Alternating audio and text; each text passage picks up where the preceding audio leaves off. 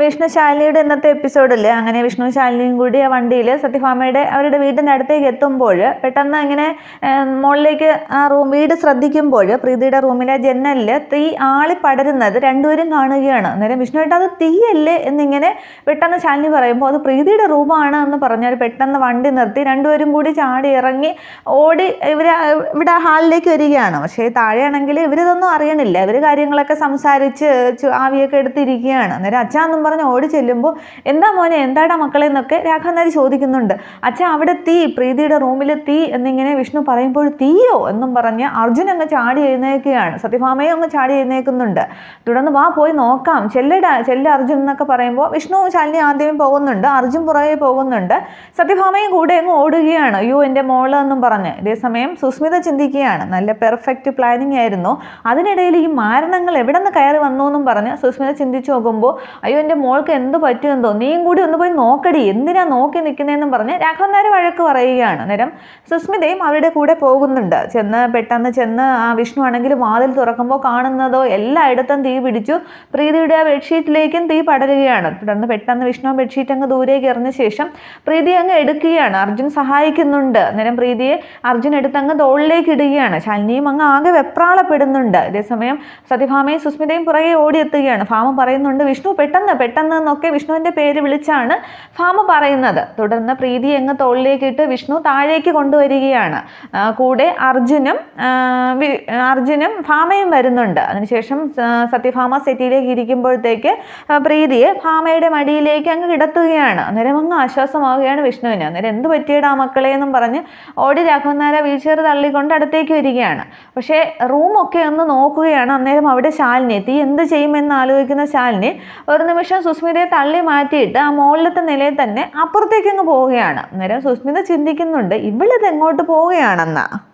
തുടർന്ന് വീണ്ടും അവിടെ നിന്ന് അങ്ങ് സുസ്മിത ചിന്തിക്കുകയാണ്, നല്ല പെർഫെക്റ്റ് ടൈമിംഗ് ആയിരുന്നു, ഇവളുമാർക്ക് കയറി വരാൻ കണ്ട സമയമൊന്നും പറഞ്ഞ് ഇങ്ങനെ ചിന്തിച്ചുകൊണ്ടിരിക്കുമ്പോഴാണ് ശാലിനി പോയി ഒരു ബക്കറ്റിൽ നനഞ്ഞ ചാക്കുമായിട്ട് വരുന്നത്. എന്നിട്ട് ആ ചാക്ക് കൊണ്ട് ആ കർട്ടനിലെ തീയൊക്കെ ഇങ്ങനെ അടിച്ച് കെടുത്താനായിട്ട് ശ്രമിക്കുകയാണ്. അന്നേരം അത് കാണുമ്പോൾ സുസ്മിതയ്ക്ക് വീണ്ടും ഐഡിയ തോന്നുകയാണ്. തറയില വിഷ്ണു പിന്നെ പ്രീതിയുടെ മൂടിയിരുന്ന ഷീറ്റ് കത്തിപ്പിടിച്ചപ്പോൾ തറയിലേക്ക് ഇട്ടല്ലോ, അത് അവിടെ കിടന്ന് കത്തുകയാണ്. പെട്ടെന്ന് സുസ്മിതയാണെങ്കിൽ ശാലിനിയുടെ അടുത്തേക്ക് ചെല്ലുന്നുണ്ട്. പക്ഷേ ശാലിനി സുസ്മിതയൊന്നും ശ്രദ്ധിക്കുന്നില്ല, തീ അണയ്ക്കാനുള്ള വെപ്രാളത്തിൽ മാത്രമാണ്.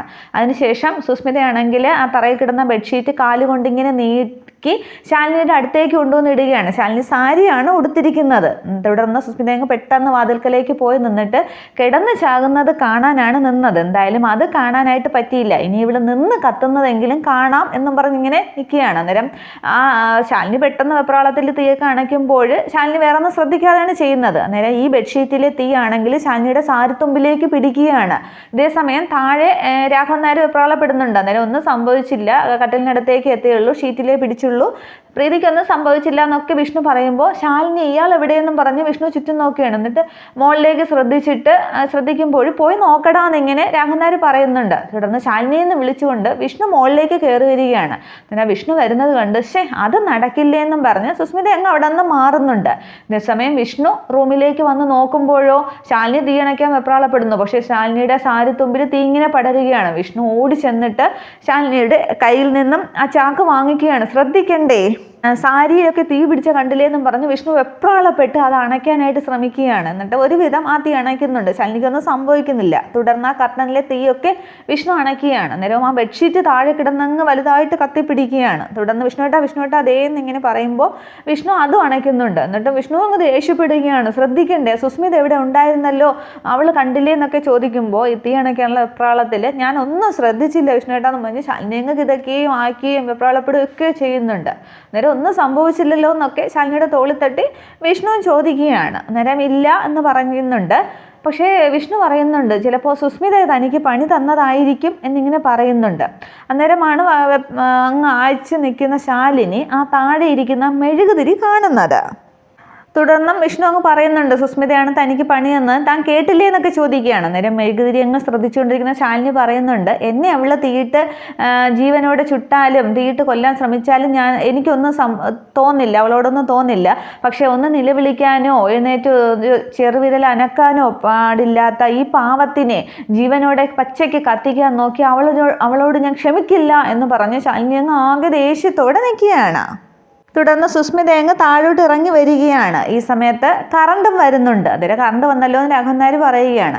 തുടർന്ന് എങ്ങനെയാ പ്രീതിയുടെ റൂമിൽ തീ പിടിച്ചതെന്ന് ഇങ്ങനെ രാഘവൻ നായർ ചോദിക്കുമ്പോൾ ഈ കിളവൻ എന്തിനാണ് ഈ ചോദ്യം ഇപ്പോൾ ഇങ്ങോട്ടത്തേക്ക് എടുത്തിട്ടത്, അതിന് മറുപടി പറഞ്ഞില്ലെങ്കിൽ കുഴപ്പമാകും എന്ന് പറഞ്ഞിട്ട് അത് ഷോർട്ട് സർക്യൂട്ട് ആവും അങ്കിളേ എന്നിങ്ങനെ പെട്ടെന്ന് സുസ്മിത പറയുകയാണ്. അന്നേരം അർജുൻ എഴുന്നേറ്റ് ചോദിക്കുകയാണ്, കറണ്ട് ഇല്ലാത്ത സമയത്ത് ഷോർട്ട് സർക്യൂട്ടോ സുസ്മിതയെ ഇങ്ങനെ ചോദിക്കുകയാണ്. അന്നേരം സുസ്മിത അങ്ങ് തപ്പുകയാണ് എന്തുത്തരം പറയണമെന്നറിയാതെ. തുടർന്ന് സുസ്മിത പെട്ടെന്ന് പറയുന്നുണ്ട്, ചിലപ്പോൾ കറണ്ട് പോകുന്നതിന് മുന്നേ ഷോർട്ട് സർക്യൂട്ട് ഉണ്ടായിരിക്കാം, അങ്ങനെ ആയിരിക്കും ചിലപ്പോൾ കറണ്ട് പോയതെന്ന് പറയുമ്പോൾ അർജുൻ ഇങ്ങനെ നോക്കിക്കൊണ്ടിരിക്കുകയാണ്. ഈ സമയത്ത് തന്നെ മോളിൽ നിന്നും വിഷ്ണു ശാലിനിയും കൂടി, ശാലിനിയുടെ കയ്യിലെ മെഴുകുതിരിയുണ്ട്, കത്തിച്ച മെഴുകുതിരിയുണ്ട്, അതുമായിട്ട് ഇങ്ങനെ നിന്നിട്ട് അവർ പറയുകയാണ്, അങ്ങനെയല്ലല്ലോ സുസ്മിതയെ, തീ പിടിച്ചത് എങ്ങനെയാണ് എന്നുള്ളതിന് എൻ്റെ കയ്യിൽ തെളിവുണ്ട് എന്ന് പറഞ്ഞിട്ട് അവർ രണ്ടുപേരും കൂടി താഴേക്ക് ഇറങ്ങി വരികയാണ്. അന്നേരം കയ്യിലിരിക്കുന്ന മെഴുകുതിരിയൊക്കെ കണ്ടിട്ട് ആകെ പേടിച്ചങ്ങ് സുസ്മിത നിൽക്കുകയാണ്. ഭാമയും രാഘവൻ നായരും എല്ലാവരും അങ്ങനെ സംശയത്തോടെ നിൽക്കുകയാണ്. തുടർന്ന് താഴേക്ക് വന്നിട്ട് ശാലിനി പറയുന്നുണ്ട്, ഇതാണ് തെളിവ് എന്ന് പറയുമ്പോൾ മെഴുകുതിരിയോ എന്നിങ്ങനെ രാഘവൻ നായർ ചോദിക്കുകയാണ്. അന്നേരം ശാലിനി പറയുന്നുണ്ട്, പ്രീതിയുടെ റൂമിൻ്റെ കർട്ടന് താഴെ ആരോ കത്തിച്ചു വെച്ച മെഴുകുതിരിയിൽ നിന്നാണ് തീ പടർന്നിരിക്കുന്നത് എന്നിങ്ങനെ പറയുമ്പോൾ അർജുൻ ചോദിക്കുന്നുണ്ട്, അതിപ്പോൾ ആരാ അവിടെ മെഴുകുതിരി കൊണ്ടുവന്ന് വയ്ക്കാൻ എന്ന് ചോദിക്കുമ്പോൾ സുസ്മിത വിചാരിക്കുകയാണ്, ഞാനവിടെ മെഴുകുതിരി കൊണ്ടുവയ്ക്കുന്നത് ആരും കണ്ടില്ലല്ലോ, ഭാഗ്യം എന്നും പറഞ്ഞ് സുസ്മിത ഇങ്ങനെ ആശ്വസിച്ച് നിൽക്കുമ്പോൾ രാഘവൻ നായർ ചിന്തിക്കുകയാണ്. രാഘവൻ നായർ ഇങ്ങനെ നേരത്തെ കാര്യങ്ങളൊക്കെ വിഷ്ണുവിൻ്റെ കാര്യങ്ങളൊക്കെ ഭാമയോട് പറയുമ്പോൾ സുസ്മിത ഇങ്ങനെ മെഴുകുതിരിയുമായിട്ട് പോകുന്നത് രാഘവൻ നായർ കണ്ടല്ലോ. അന്നേരം രാഘവൻ നായർ പറയുന്നുണ്ട്, മെഴുകുതിരി കത്തിച്ചു വെച്ച ആളിനെ എനിക്കറിയാം എന്നിങ്ങനെ പറയുകയാണ്. അന്നേരം എല്ലാവരും ഇങ്ങനെ നോക്കുമ്പോൾ ഇവളാണ്, ഈ സുസ്മിതയാണ് മെഴുകുതിരി കൊണ്ടുവച്ചത് എന്നിങ്ങനെ പെട്ടെന്ന് രാഘവൻ നായർ ഇങ്ങനെ സുസ്മിതയെ ചൂണ്ടി പറയുകയാണ്. അന്നേരം ഇയാളെ വീൽ ചെയറോടെയും കത്തിച്ചാൽ മതിയായിരുന്നു, ഇയാൾക്ക് കാണാൻ കണ്ട സമയം എന്നിങ്ങനെ സുസ്മിത ചിന്തിച്ച് നിൽക്കുകയാണ്. അന്നേരം സുസ്മിതയാണ് കൊണ്ടുവച്ചതെന്ന് പറയുമ്പോൾ വിഷ്ണു ആണെങ്കിൽ അങ്ങ് കൈയൊക്കെ അങ്ങ് ചുരുട്ടി പിടിക്കുകയാണ്. തുടർന്ന് സത്യഭാമയാണെങ്കിൽ പ്രീതിയുടെ തലയങ്ങ് സെറ്റിയിലേക്ക് വെച്ചിട്ട് എഴുന്നേൽക്കുകയാണ്. എഴുന്നേറ്റ് ചെന്ന് സുസ്മിതയുടെ അടുത്തേക്ക് ചെല്ലുന്നുണ്ട്. എന്നിട്ട് ചോദിക്കുന്നുണ്ട്, നീയാണോ അവിടെ മെഴുകുതിരി കൊണ്ടുവച്ചത് എന്ന് ചോദിക്കുമ്പോൾ അത് ആൻറ്റി എന്നൊക്കെ പറഞ്ഞ് തപ്പി പറയാൻ വരികയാണ്. അന്നേരം അതെ അല്ലെങ്കിൽ അല്ല, ഈ ഒരൊറ്റ ഉത്തരം മതി എന്ന് പറയുന്നുണ്ട്.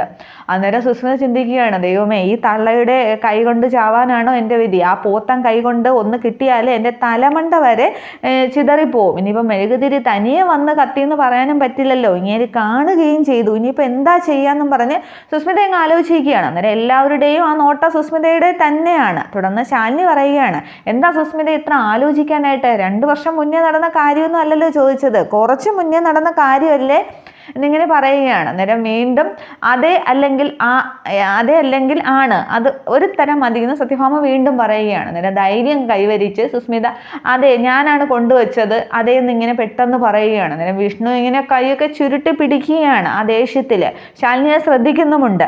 തുടർന്ന് ഭാമ ഒരക്ഷരം മിണ്ടുന്നില്ല. ഭാമ ഇങ്ങനെ മുഖം കുരിച്ച് നിൽക്കുകയാണ്. അന്നേരം സുസ്മിത ആശ്വസിക്കുകയാണ്, ഹാവു സമാധാനമായി, ഭാമ ആൻറ്റി ക്ഷമിച്ചെന്ന് തോന്നുന്നു എന്നിങ്ങനെ പറഞ്ഞു തീർന്നിട്ട് അത് ആൻറ്റി എന്നും പറഞ്ഞ് വേറെന്തോ പറയാനായിട്ട് വരുന്നതിന് മുന്നേ ഒരൊറ്റയടി കവാലം പുള്ളക്കെ സുസ്മിതയുടെ കണ്ണിൽ നിന്ന് തേനീച്ച പാറും വിധം നല്ലൊരടി സുസ്മിതയ്ക്ക് കൊടുക്കുകയാണ്. അന്നേരം അടിച്ച് കൊല്ല് ഭാമ അവളെ, നമ്മുടെ മോളെയാണ് അവൾ കത്തിക്കാൻ നോക്കിയത് എന്നിങ്ങനെ പറയുകയാണ് രാഘവൻ നായർ. അന്നേരം വിഷ്ണു ആ ഇറുക്കി ചുരുട്ടി പിടിച്ച കൈ അങ്ങ് വിടുകയാണ്. വിഷ്ണുവിന് സന്തോഷമാകുന്നുണ്ട്, രാഘവൻ നായർക്കും അർജുനും ശാലിനിക്കും എല്ലാവർക്കും സന്തോഷമാവുകയാണ്. അവൾക്കത് കിട്ടണം എന്നുള്ള ചിന്ത തന്നെയാണ് അവിടെ എല്ലാവർക്കും.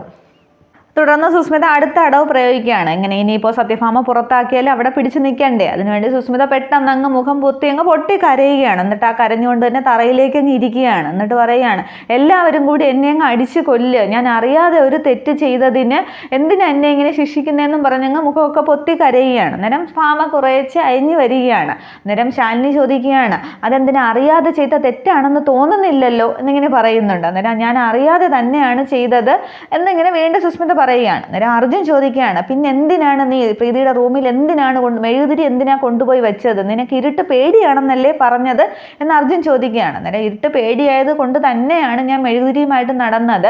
പ്രീതിയുടെ റൂമിൽ ചെന്നപ്പോൾ അവിടെ വെളിച്ചമില്ലായിരുന്നു, അവിടെ വെളിച്ചം ഉണ്ടാകട്ടെ എന്ന് കരുതി ഞാൻ അവിടെ വെച്ചിട്ട് പോന്നതാണ് എന്നിങ്ങനെ സുസ്മിത പറയുകയാണ്. അന്നേരം ശാലിനി ചോദിക്കുകയാണ്, എങ്കിൽ പിന്നെ നിനക്കത് ടേബിളിൽ വെച്ചുകൂടായിരുന്നോ എന്ന്. അന്നേരം പറഞ്ഞില്ലേ എനിക്ക് ഇരുട്ട് പേടിയാണെന്ന്, ടേബിളാണോ കർട്ടൻ്റെ എവിടെയാണോ തറയാണോ ഒന്നും ഞാൻ നോക്കിയില്ല എന്നിങ്ങനെ ശാലിനി അങ്ങ് പറയുകയാണ് പെട്ടെന്ന്. പക്ഷെ അതൊന്നും വിശ്വസിക്കാൻ പറ്റില്ലല്ലോ എന്നിങ്ങനെ ശാലിനി വീണ്ടും പറയുകയാണ്. അന്നേരം അർജുനും എല്ലാവരും സുസ്മിതയെ തന്നെ നോക്കിയിരിക്കുകയാണ്. പെട്ടെന്ന് സുസ്മിതയാണെങ്കിൽ വീണ്ടും അങ്ങ് വിഷയം മാറ്റുകയാണ്. എനിക്ക് പേടിയാണ്, അതുകൊണ്ടാണ് ഞാൻ അവിടെ വെച്ചിട്ട് വന്നത്. പിന്നെ ഈ ശാലിനി ആണെങ്കിൽ മനഃപൂർവ്വം ആൻറ്റിയെയും എന്നെയും തമ്മിൽ തെറ്റിക്കാൻ നോക്കുകയാണ്. ശാലിനി ഇവിടെ ഉണ്ടായിരുന്നപ്പോൾ വഴിച്ചണ്ട പോലെ ഞാൻ എന്നും അടി വാങ്ങിക്കുമായിരുന്നല്ലോ, ഇപ്പോഴത്തെ ഇറക്കി വിട്ടിട്ടും കയറി വന്നിരിക്കുന്നു. അവളുടെ ജീവിത ലക്ഷ്യമാണ് എന്നെയും ആൻറ്റിയും തമ്മിൽ തെറ്റിക്കുക എന്നുള്ളത്. പിന്നെ എനിക്കൊരു സംശയമുണ്ട് ആൻറ്റി എന്ന് പറഞ്ഞിട്ട് ശാലിനിയുടെ മേലിൽ കുറ്റം ചുമത്താനായിട്ട് സുസ്മിത ശ്രമിക്കുകയാണ്. നമ്മളെല്ലാവരും താഴെയായിരുന്നു, പ്രീതിയുടെ റൂമിൽ തീ കത്തുകയും ചെയ്തു, നമ്മൾ ആരും കണ്ടില്ല. വിഷ്ണുവേട്ടനും ശാലിനിയും മാത്രമാണ് കണ്ടത്, അതും പുറത്തു നിന്ന് അവരെങ്ങനെ കണ്ടു എന്നിങ്ങനെ സുസ്മിത ചോദിക്കുകയാണ്. എവിടെയും പോയിട്ടും രക്ഷപ്പെടാതെ വരുമ്പോൾ വീണ്ടും സഹതാപം പിടിച്ചു പറ്റി ഇവിടെ കയറി പറ്റാനുള്ള ഇവരുടെ ശ്രമമാണ് ഇത് എന്ന് എനിക്കൊരു സംശയമുണ്ട് ആൻറ്റി എന്നിങ്ങനെ സുസ്മിത വീണ്ടും സത്യഭാമയെ പറഞ്ഞ് വിശ്വസിപ്പിക്കാൻ ശ്രമിക്കുകയാണ്. അന്നേരം എടി എന്നും പറഞ്ഞ് വിഷ്ണു ആണെങ്കിൽ ദേഷ്യപ്പെട്ട് സുസ്മിത ഇങ്ങനെ അടിക്കാൻ പിടിക്കുകയാണ്. തുടർന്ന് സത്യഭാമ അങ്ങ് പിടിച്ചു മാറ്റുകയാണ്. തൊട്ടു പോകരുത് അവളെ എന്നും പറഞ്ഞ് അങ്ങ് പിടിച്ചു മാറ്റുകയാണ് വിഷ്ണുവിനെ. അന്നേരം അമ്മ ഇവള് എന്ന് പറയുമ്പോൾ പ്രീതിയോട് നിനക്ക് അത്രയ്ക്ക് സ്നേഹമുണ്ടായിരുന്നു, നീ ഇവിടെ കാണണമായിരുന്നു, നീ പിന്നെ ഭാര്യയുടെ സാരിത്തുമ്പ് പിടിച്ചു പറ്റി തട്ടുകട നടത്താൻ പോയിരിക്കുന്നു. നിന്റെ സുസ്മിതയ്ക്ക് ഇത് ചെയ്യാമെങ്കിൽ നിന്റെ ഭാര്യയ്ക്കും ഇത് ചെയ്യാനായിട്ട് കഴിയും. നിന്റെ ഭാര്യയെക്കാൾ വിശ്വാസം എനിക്ക് സുസ്മിതയെ തന്നെയാണ്. ദൈവളെ കിടക്കാനുള്ള കാരണവും നിന്റെ ഭാര്യ തന്നെയാണ്. പഞ്ചകൈലാസത്തിൽ അന്ന് സിദ്ധം ജപിച്ചു തന്ന യന്ത്രം നന്നായിട്ട് സ്ഥാപിച്ചിരുന്നെങ്കിൽ ഇവൾക്ക് ഗതി വരില്ലായിരുന്നു. പിന്നീട് രോഹിത്തിന് അപകടം ഉണ്ടായില്ലായിരുന്നു എങ്കിൽ സുസ്മിതയ്ക്ക് ഇവിടെ നിൽക്കേണ്ടി വരില്ലായിരുന്നു എന്നൊക്കെ പറയുമ്പോൾ എന്നും പറഞ്ഞ് നിൽക്കുകയാണ് രാഘവൻ നായരും വിഷ്ണു ഒക്കെ അങ്ങനെ കാണിക്കുകയാണ്. ഈ ഭാവം എന്താണ് പറയുന്നതെന്ന രീതിയിൽ. അന്നേരം സുസ്മിത സന്തോഷിക്കുകയാണ്.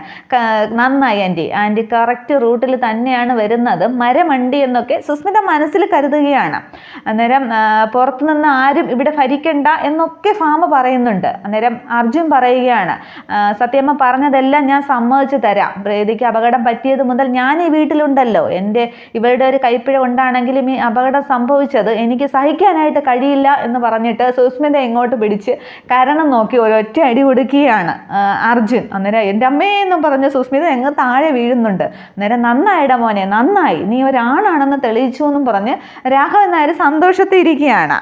അന്നേരം അർജുൻ ഇങ്ങനെ ഭാമ വിളിക്കുമ്പോൾ ഒരു മനുഷ്യനെ ഇതിൽ കൂടുതലൊന്നും ക്ഷമിക്കാനാകില്ല സത്യാമ്മ എന്നിങ്ങനെ അർജുൻ പറയുകയാണ്. അന്നേരം രാഘവൻ നായർ പറയുന്നുണ്ട്, ഇന്ന് നിന്റെ മകളെയാണ് പച്ചയ്ക്ക് കത്തിക്കാനായിട്ട് ഇവള് നോക്കിയത്, നാളെ നിന്നെ അടക്കം ഈ വീടടക്കം അവള് കത്തിക്കാനായിട്ട് കത്തിക്കും, അപ്പോഴും നീ കണ്ണടച്ച് നിൽക്കത്തേ ഉള്ളൂ എന്നിങ്ങനെ രാഘവൻ നായർ പറയുമ്പോൾ ശാലിനി പറയുകയാണ്, ഇല്ലച്ചാ അതിന് ഒരിക്കലും സാധിക്കില്ല.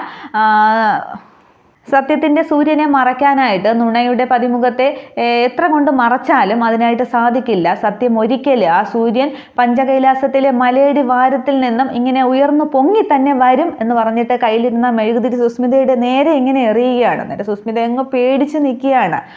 ഇവൾക്ക് ഇനിയിപ്പോൾ സത്യാമ്മയെ ഇന്നിപ്പോൾ എന്ത് പറഞ്ഞാലും വിശ്വസിപ്പിക്കും, പക്ഷേ നാളെ അതൊന്നും സാധിക്കില്ല എന്നിങ്ങനെ ശാലിനി പറയുമ്പോൾ സുസ്മിത എങ്ങ് അന്തം വിട്ട് നിൽക്കുകയാണ്. സുസ്മിത ഇങ്ങനെ സൂര്യൻ ഇങ്ങനെ ഉയർന്നു പൊങ്ങി വരും എന്ന് പറയുമ്പോൾ രോഹിത് എന്നിങ്ങനെ സുസ്മിത ഇങ്ങനെ ചുണ്ടുകൊണ്ട് ഇങ്ങനെ പറയുകയാണ്. അന്നേരം ആകെ അന്തം വിട്ട് ഇതൊന്നും മനസ്സിലാകാതെ സത്യഭാമയും നിൽക്കുകയാണ്. ഇത്രയുമാണ് പുതിയ എപ്പിസോഡ്. ഇനിയിപ്പോൾ നാളത്തെ എപ്പിസോഡിൽ CI വരുമെന്ന് പറഞ്ഞിട്ടുണ്ട് സുസ്മിതയെ ചോദ്യം ചെയ്യാനായിട്ട്. അതിന് ആ ചോദ്യം ചെയ്യൽ നിർത്താനുള്ള ഒരടവ് സുസ്മിത പ്രയോഗിക്കും, പക്ഷേ വിജയിക്കില്ല.